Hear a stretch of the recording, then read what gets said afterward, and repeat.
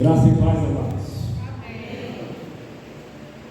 Para nós é uma alegria estarmos aqui junto com os irmãos. Às quartas-feiras eu não tenho estado presente porque a gente tem um culto também de oração com a igreja. Estamos cooperando ainda lá em Salvador.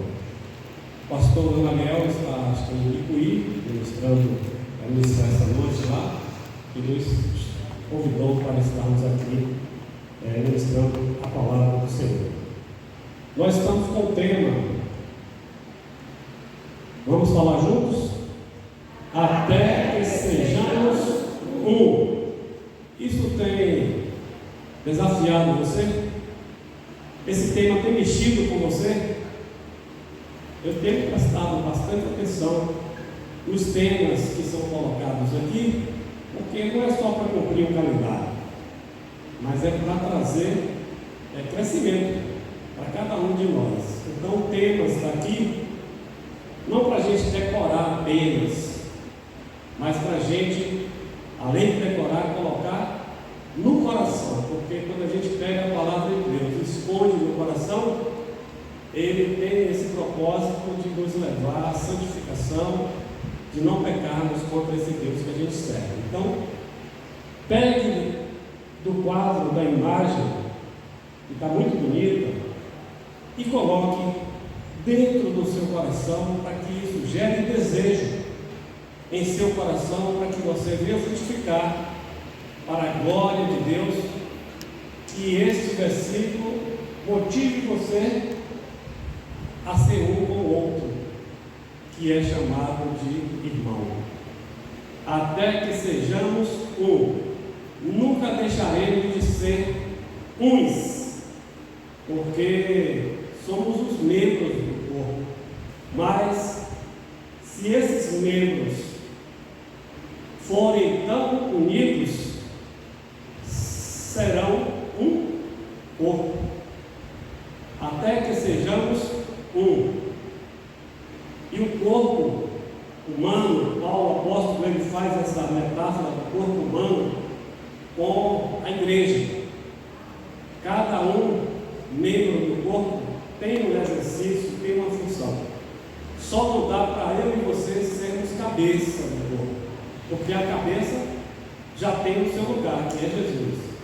Mas todos os demais órgãos do corpo humano, cada um tem a sua função específica e muito importante. Você já percebeu quando você perde uma unhazinha, ou quando a unha está ferida, como todo o seu corpo dói? Incomoda, aí você fala, pai, isso é importante, viu, unha, porque você está mexendo com todo o corpo, e assim é o corpo de Cristo. Na terça-feira pela manhã eu estava orando aqui e percebi, senti a ausência de um irmão tão querido, que faz parte do corpo de Cristo, e percebi que ele também não esteve presente no aniversário da igreja. E eu saí daqui, bati 6h30 da manhã na casa dele, porque eu sei que ele acorda cedo, vim aqui orar por você.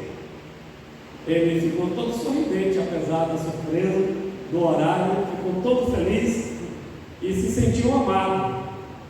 E assim nós devemos fazer. E eu citei para ele, olha, você faz parte do corpo, e quando você chora, nós também choramos. Quando você se alegra, nós também nos alegramos. Então essa é a dinâmica de ser igreja. Essa reciprocidade nos faz ser igreja, corpo de Cristo.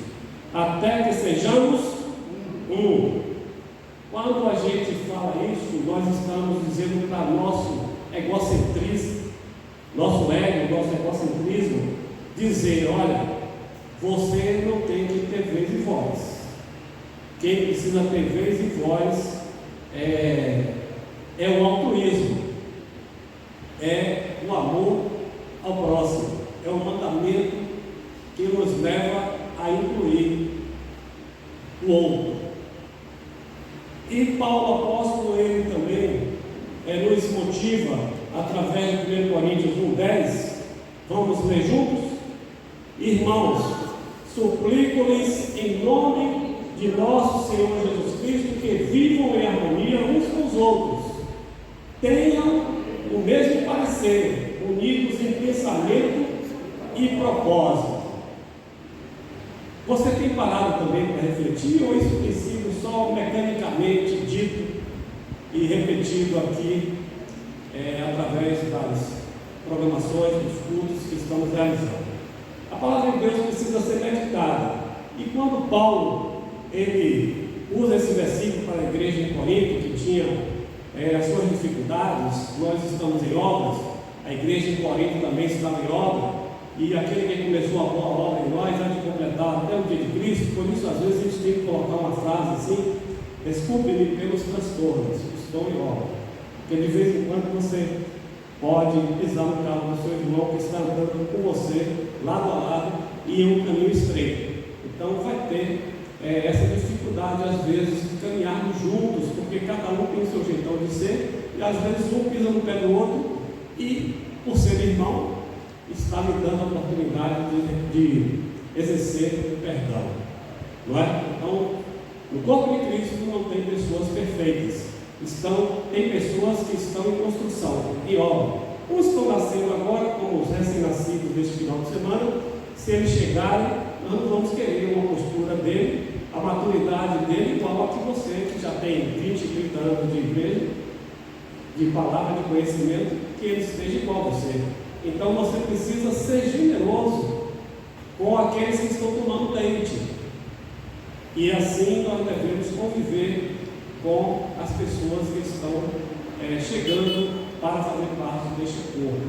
E assim nós vamos fazendo um trabalho de discipulado. Discipulado é isso. A gente vai ensinando tudo que a gente já aprendeu de Jesus para o outro que está no caminho de aprendizagem.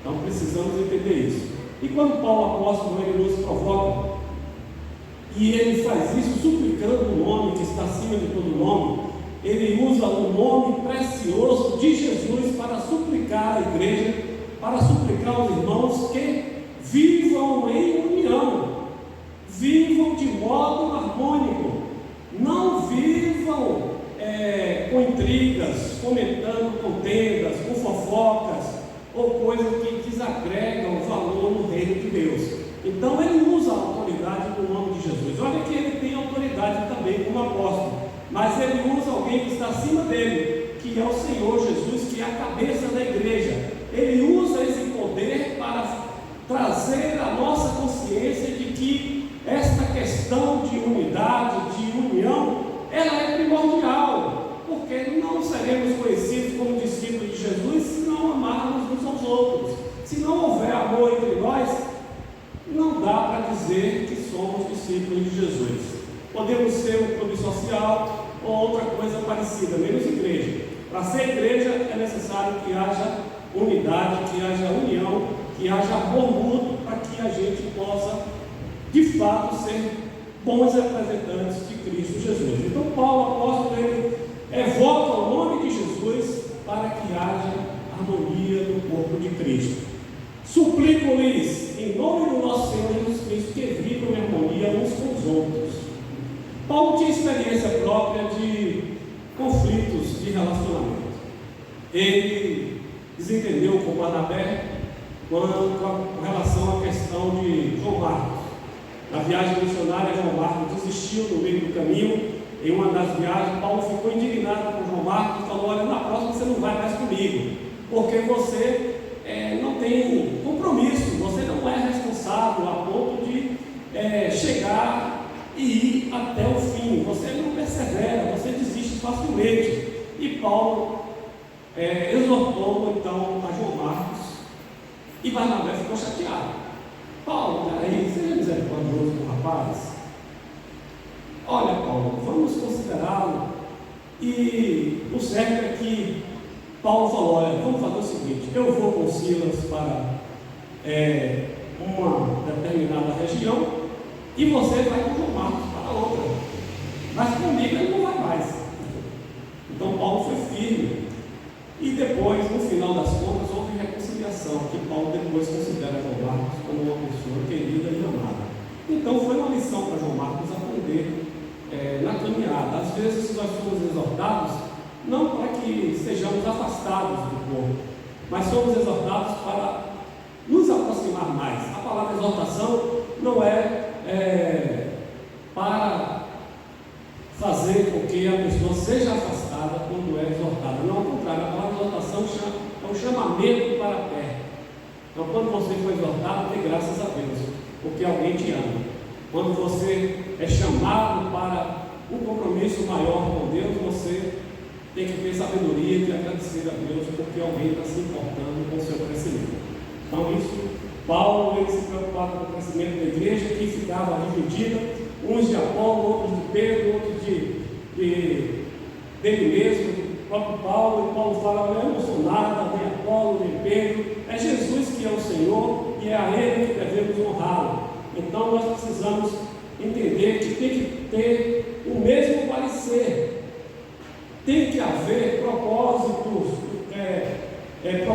e pensamento juntos com o mesmo parecer nessa questão da unidade da igreja, nessa questão de ser igreja. Então não podemos ficar aqui membros fazendo com que se sinta mais importante do que o outro. Porque eu tenho um cargo ou um status, e porque eu fico em evidência, eu sou melhor do que aquele que não aparece, com aquele que fica no anonimato. Cuidado com essa visão totalmente equivocada, errônea do corpo de Cristo.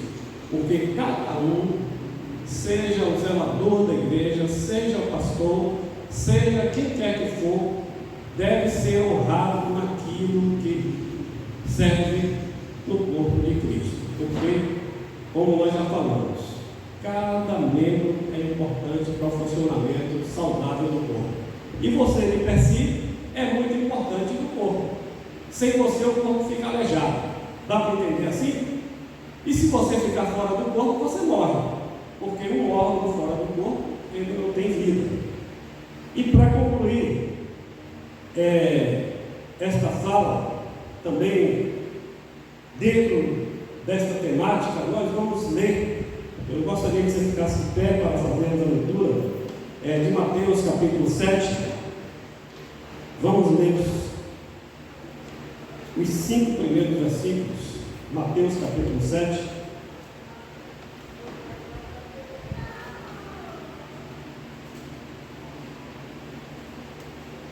Aqui palavras de Jesus no Sermão da Montanha, que vocês já tiveram o privilégio de ter o pastor Gamaliel fazendo estudos em cima do Sermão da Montanha.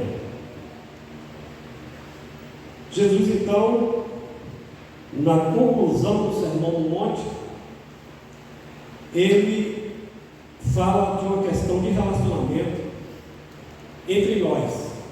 Então, esses versículos aqui focam no relacionamento entre irmãos, no amor fraternal. Como é que devemos nos comportar como irmãos? Partindo dessa premissa, leiamos então Mateus capítulo 7, de 1 a 5. Não julguem, para que vocês não sejam julgados, pois da mesma forma que julgarem, vocês serão julgados, e a medida que usarem também será usada para medir vocês. Por que você repara um cisco que está no olho do seu irmão e não se dá conta da viga que está em seu próprio olho?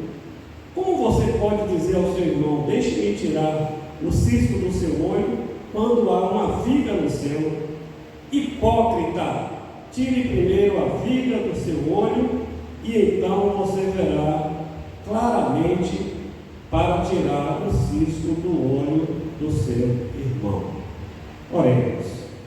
Pai de amor e de infinita bondade, diante da tua palavra, Senhor, nos colocamos, e que ela seja de fato praticada, não só ouvida.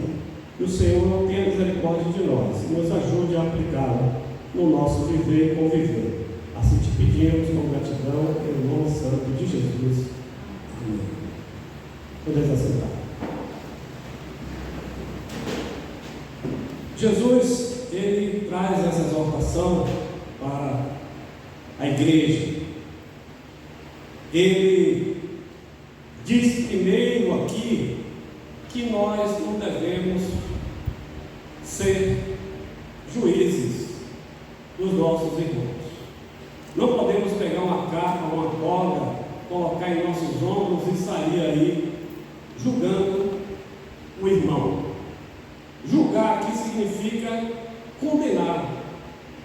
É um julgamento que vai levar condenação para o irmão. Então nós não temos esse direito. Esse direito é único e exclusivo de Deus. Quem julga a mim e a você é Deus. E cada um dos membros da igreja prestará conta de si mesmo a Deus. Então o único que é juiz é Deus. Você não foi chamado para ser juiz. Eu gostava muito de caçar quando eu morava em Bahia, era pequeno. E aqui tem, por exemplo, um exímio caçador, que é o nosso querido Noilson. Ele era muito bom atirador, matava muitas perdizes. Na época tinha perdiz de sobra, ninguém se preocupava muito com o meio ambiente com relação a essa questão, porque vivíamos um tempo ainda que não dava para sentir esse peso que hoje sentimos. Né? Hoje é proibido, na maioria das fazendas, tem placas lá proibido caçar. Mas naquela época a gente caçava até por diversão, era um esporte nosso. E, como eu falei, Noilson era muito bom caçador. E nós, como igreja, como irmãos, nós não fomos chamados para sermos caçadores de pecados na vida dos nossos irmãos. Fala assim: eu não fui chamado para caçar pecado na vida do meu irmão. Então, se você tem essa tendência, você tem esse sentimento aguçado de querer ficar caçando o pecado mesmo, a palavra é essa, na vida do seu irmão, peça a Deus para tirar esse desejo de ficar, que está em você, de ficar preocupado com a vida do seu irmão. Aqui, se você ler com calma todo o capítulo 7 de Mateus, Jesus conclui esse sermão do monte. Cada parte aqui fala de relacionamentos. O fio que desce esses versículos do capítulo 7 é o fio dos relacionamentos. E esses versículos que nós estamos dando ênfase fala de relacionamento fraternal entre nós. E nós precisamos sair daqui com bastante convicção de que não somos de fato juízes, não somos caçadores de pecado da vida dos nossos irmãos. Aqui também nós precisamos aprender que nós temos que ser mais rigorosos conosco mesmo e mais generosos com nossos irmãos. Seja mais generoso com o outro e mais rigoroso consigo mesmo. Se você gosta de caçar pecado na vida dos outros, comece a caçar em você mesmo, vai achar um montão, vai achar muitos pecados, e comece a confessá-los a Jesus, e comece a se consertar diante dele, para que você possa perceber que muitas vezes você está, ou eu estou, com uma trave tão grande no meu olho, no nosso olho, e que a gente não consegue enxergar em nós mesmos, mas conseguimos enxergar um cisco que está no olho do irmão. Então percebe que aqui está dando uma ênfase para que você seja mais rigoroso com você mesmo e mais generoso com o seu irmão. Aqui combate também o pecado da hipocrisia. Eu creio que um dos pecados mais feios e mais terríveis da palavra de Deus é o pecado da hipocrisia, do farisaísmo, daquela gente que é bonita por fora, mas cheira mal por dentro. Jesus bateu firme nesses fariseus, nesses sepulcros caiados, que com mosquito engole camelo, que lava as mãos para comer, mas o interior está como um sepulcro. Que Deus tenha misericórdia para que a gente não entre nesse esquema de legalismo, de cobrança demais do outro e fique achando que isto boa convivência com o outro. Não. Coloque o outro diante de Deus. A palavra de Deus tem vários mandamentos específicos.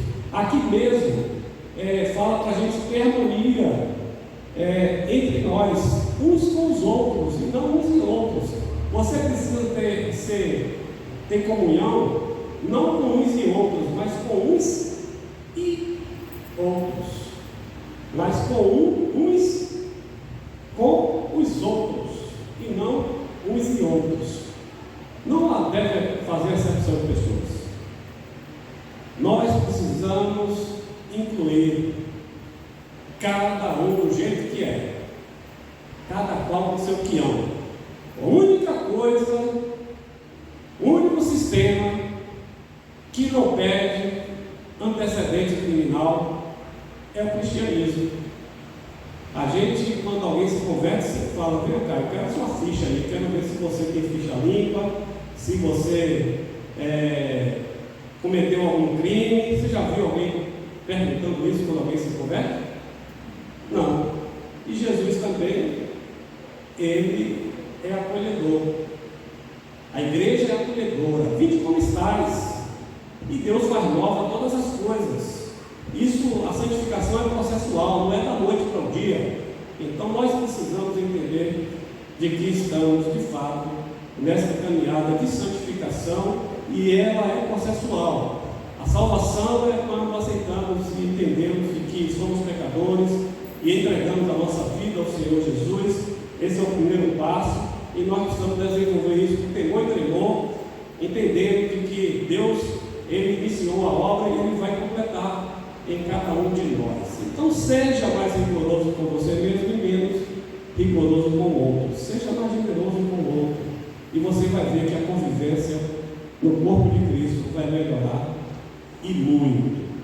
Então nada de hipocrisia, nada de legalismo, nada de achar que é melhor do que os outros porque veste bem, tem dinheiro no bolso, ou tem uma aparência boa, e assim a igreja de Cristo precisa entender de que cada um do seu jeitão de ser é tão importante quanto você que acha mais bonito do que os outros. Precisamos entender de que o corpo, ele deve viver em união. Não faça acepção de pessoas. Infelizmente, eu já vi algumas situações em algumas igrejas que eu passei, onde parecia que as pessoas tinham uma certa panelinha, assim, onde a convivência era harmônica só dos que faziam parte da panelinha. E eu percebia que essa panelinha, ela tinha tampa fechada mesmo. Quando queria chegar alguém diferente, opa, aqui não tem mais espaço para você. Aí eu ficava assim: meu Deus, que situação. Não dá para existir panelinha no corpo de Cristo, na igreja. Ela precisa, se tiver panela, precisa ter, às vezes precisa ter, porque você tem mais afinidade com um e com o outro. Isso é natural. Não é que você tem mais aproximação com um e com o outro. Isso é normal. Mas não pode ser panela de tampa fechada. Tem que ser panela de tampa aberta. Se alguém quiser entrar, não exclua. Deixa entrar. Se a pessoa conviver e perceber que ali não é o lugar dela, ela vai naturalmente sair sem provocação, sem problema. E a gente precisa entender essa dinâmica da convivência. Olha, conviver com o outro diferente de você não é fácil. Então aqui não está uma busca de uniformidade. Não conseguiremos uniformidade. Não somos chamados para sermos soldadinhos iguais. Deus nos fez com características diferentes. Cada um tem o seu temperamento, tem o seu jeito de ser, tem a sua personalidade. Não é isso que a palavra de Deus está recomendando. Ela está recomendando que nós tenhamos que ter a sabedoria de conviver com o outro, apesar do outro. Precisamos ter unidade e não uniformidade, até que sejamos um. O processo é árduo, porque você precisa negar a si mesmo, até para seguir Jesus. Até para fazer parte do corpo de Cristo, você precisa negar a si mesmo, tomar a sua cruz e seguir Jesus. Então é necessário que haja renúncia. Eu preciso muitas vezes renunciar parte de mim para estar de bem com o outro. No que depender de vós, tem de paz com todos os homens. E é bom e agradável que os irmãos vivam em união. Fomos chamados para sermos corpo de Cristo, não sermos hipócritas, não sermos juízes e sermos mais rigorosos conosco mesmos e mais generosos com os outros, para que a gente possa, então, ter uma boa convivência. Se você perceber aqui também, quando Jesus fala não julgueis, ele não está tirando a capacidade nossa de criticarmos, de exercermos o senso crítico. Porque se você vê com todos os capítulos, ele vai dizendo assim, vocês, por exemplo, não deem o que é sagrado aos cães, nem atirem suas pérolas aos porcos. Caso contrário, estes os pisarão, e aqueles, voltando-se contra vocês, o despedaçarão. Como é que você vai saber que alguém tem uma natureza tão terrível, igual o porco e o cão, que são animais tidos como sujos, imundos na cultura judaica? Como é que você vai perceber que alguém tem uma natureza tão assim, se você não tiver um senso crítico para discernir se essa pessoa ela deve ser correspondida com esta recomendação aqui dita por Jesus? Quando Jesus fala, pelos frutos os conhecereis, toda árvore boa produz bons frutos, toda árvore má produz maus frutos. Como é que você vai saber se alguém que está aqui, a pessoa que está aqui, ela produz bons frutos ou maus frutos, se você não tiver um senso crítico? Então o que Jesus está dizendo aqui é para que a gente exerça a nossa capacidade de criticar sem julgamento. Nós precisamos ter discernimento, porque nós somos ovelhas, e quem gosta de ovelha é lobo mau. E onde é que o lobo mau vai estar? Geralmente onde tem ovelha. Os falsos pastores, os falsos mestres, os falsos líderes, os falsos irmãos, que Paulo sofreu bastante com eles, onde é que eles estarão? Nos botequins, nos bares? Estarão sentados no mesmo banco que nós estamos. Onde é que vai estar o joio? Junto com o trigo. Então, vamos parar de caçar quem é joio, quem é trigo. Olha, apontar o dedo para o outro, de repente você pode ser o joio e está aí achando que é trigo. Então, seja mais rigoroso com você mesmo, porque cada um dá conta de si mesmo. Então, deixa Deus saber. Deus sabe quem é quem. E no dia do juízo, ele vai apartar aqueles que são deles, os que não são, as ovelhas dos bodes, o joio do trigo. Então, a igreja do Senhor tem essa dinâmica. Não pense que nós vamos ter uma igreja aqui feita, completa, de 100% de membros edificados em Cristo Jesus. Tem uns meio atrapalhados, tem uns que Deus vai permitir que estejam convivendo conosco. Agora, apesar disso, a igreja ainda é o melhor local para se conviver e viver debaixo desse céu, debaixo desse sol. É igual a arca de Noé. Pode estar fedendo lá, mas é o melhor lugar. E que todos que estavam fora naquela hora queriam estar lá dentro. Então a igreja, apesar dessa dinâmica, é o melhor lugar para ficar. Então, se você tem essa percepção de que você é servo do Senhor Jesus, comece a entender esse processo para que você não se decepcione com a igreja do Senhor Jesus, que vai ser arrebatada. E alguém já disse, se você vê uma igreja perfeita por aí, não entre nela porque você pode estragá-la. É para a gente parar e pensar. Aquela dinâmica, aquela sessão também, a assembleia que o pastor falou aqui, que ocorreu na carpintaria, muito didática. Depois todos os componentes entenderam ali, olha, nós temos defeitos, mas quando nós somos trabalhados, nós construímos algo bom. Então a igreja, ela está em obra, e Jesus é o Senhor da igreja, e as portas do inferno não prevalecerão contra ela. Então vamos marchar, amados. Quer nas lutas, quer nas provas, a igreja sempre vai marchando e ela triunfará contra todo o mal. Tem aqui um corinho, um hino do cantor cristão. O 450, não vou cantar porque posso não ficar tão afinado, mas eu vou ler aqui alguns trechos. É tempo, o mestre está chamando já. Marchar, confiando em seu amor.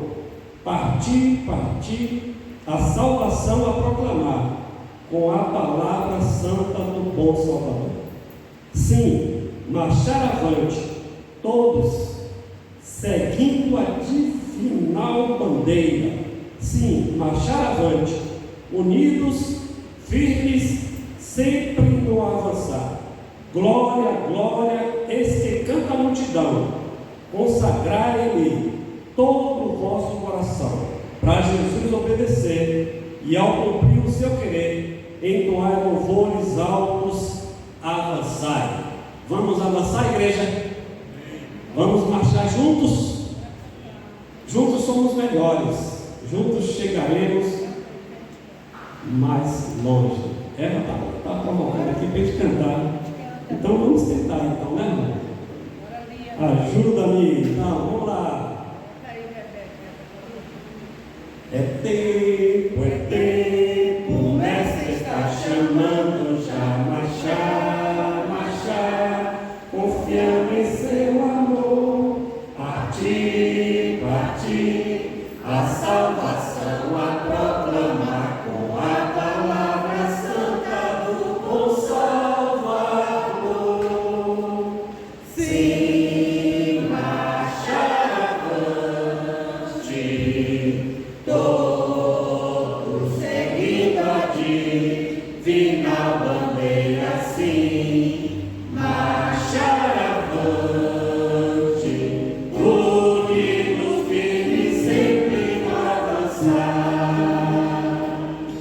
Glória, eis que canta a multidão, consagrai todo o vosso coração, a Jesus obedecer, e ao cumprir o seu querer, entoai louvores altos, avançar.